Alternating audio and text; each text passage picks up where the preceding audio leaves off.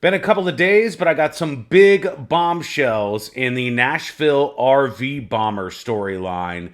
Anthony Quinn Warner, we stumbled on this earlier. We found out before most anybody else did that he was the guy that appeared to be connected to blowing up this RV, which thankfully didn't kill anybody on Christmas Day in Nashville. But the new news related to this, the new bombshells, are insane. And wait until you see this police report in just a moment. From the New York Post, to start us off in weird territory, Nashville bomber Anthony Quinn Warner reportedly believed in lizard people. All right, this gives me flashbacks to some other stories. And it's very common, actually, in the conspiracy world to believe in the shape-shifting reptilian conspiracy. Different political figures are actually lizard people, etc., etc. Google it, fall down that rabbit hole. Authorities are looking at evidence that Nashville RV bomber Anthony Quinn Warner spent time hunting for aliens and was interested in lizard people, according to ABC News. Law enforcement sources said that they found some of his writings. They had ramblings about various conspiracy theories. Some of the notes were reportedly about this lizard or reptilian conspiracy, the idea that shape-shifting lizard creatures take on human form in an attempt at world domination.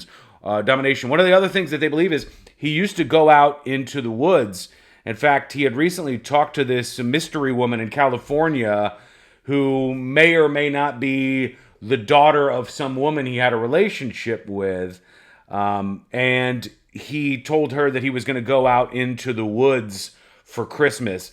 Out there, he did this sort of alien hunting, UFO hunting, looking into these conspiracies that Anthony Quinn Warner was into. Now on to the bigger news, arguably. Here's a press conference right here that was from just the other day, and they were talking about a police report, which I'm going to actually read you the meat and potatoes, the real narrative from this police report momentarily, because this is the most perhaps important development that we've seen here in the Nashville RV bombing. But first, here's the chief of police in Metro Nashville, John Drake. Sunday evening, when I became aware of a possible report from August of 2019 concerning Anthony Warner.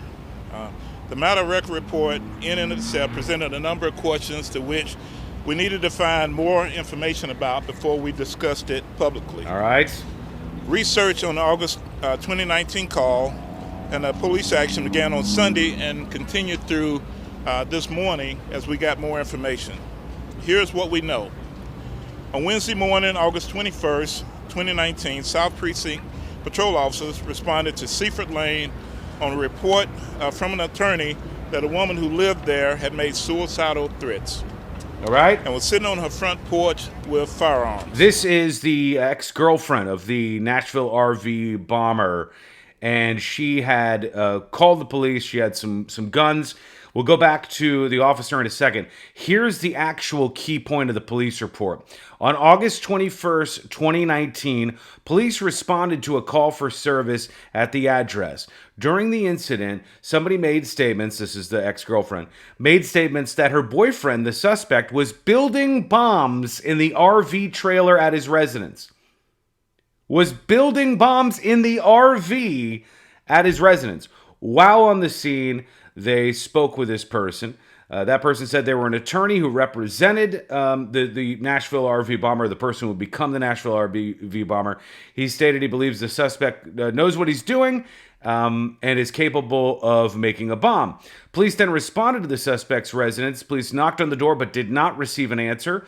Police observed there was an RV trailer in the backyard, but the yard was fenced off and they could not see inside the RV that probably had explosives in it.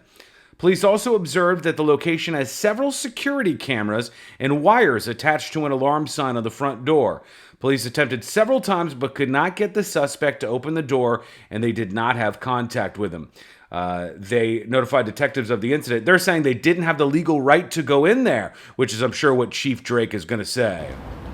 Upon arrival, officers saw the woman did have two pistols on her front porch next to her, but they were not in her possession and were unloaded. The woman said the guns belonged to Tony Warner and that she did not want them in her house any longer. That's not good. During the officer's conversation with the woman, she said that her boyfriend, Warner, was building bombs in an RV trailer at his residence. It's a literal The bombshell. attorney said that Warner frequently talked about military and bomb making, and that he believed Warner knew that what he was doing and was capable of making a bomb. Out of concern for the woman's emotional state, officers called mobile crisis. They in turn spoke with the woman and determined that she was in need of care. Based on what they heard, South Precinct officers responded to Warner's home on Bakertown Road, knocked on the door but received no answer. They saw the RV in the backyard. It was fenced off and they could not see inside the RV. Officers tried several times to get a response at the door. They knocked and knocked and knocked, but never made contact with Anthony Warner. So that's it. They dropped it. They are saying at that point that they don't believe they had the right to pursue anything else, and he wouldn't let them, through his attorney and through himself, search his RV, which had a damn bomb in it. And the thing that kind of blows my mind, and the big questions I have for you right now, is among them, the most important one is, how would we have reacted if there was a huge death toll in this situation? No one died. We have 3 people who were injured. And of course, allegedly the Nashville RV bomber died. But no one else died other than Anthony Warner in this Christmas Day bombing.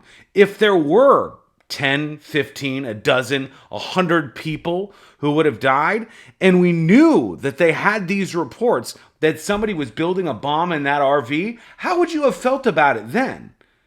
Did the police, the investigators, did they drop the ball here? Or were they hamstrung by what they were allowed to legally do and not do in this case? Someone flat out said he's building a bomb in the RV. And they were right there, and they could do nothing about it, according to them. According to officers, with the evidence from somebody saying that he was going to blow something up and he was building an RV, a bomb in the RV, they weren't able to do anything. That's mind-blowing that we learned this.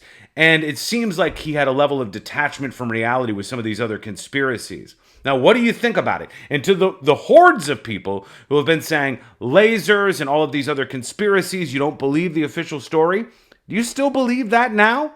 Do you still buy into the conspiracies? Let me know. We'll hear from you real soon. Have a great day.